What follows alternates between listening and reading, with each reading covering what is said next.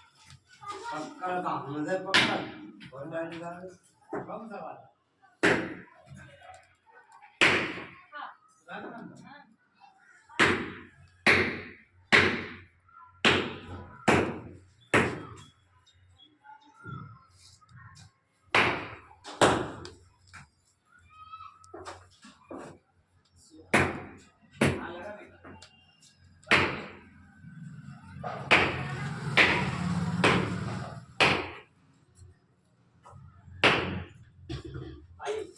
काले कपड़े क्यों पहनते हो?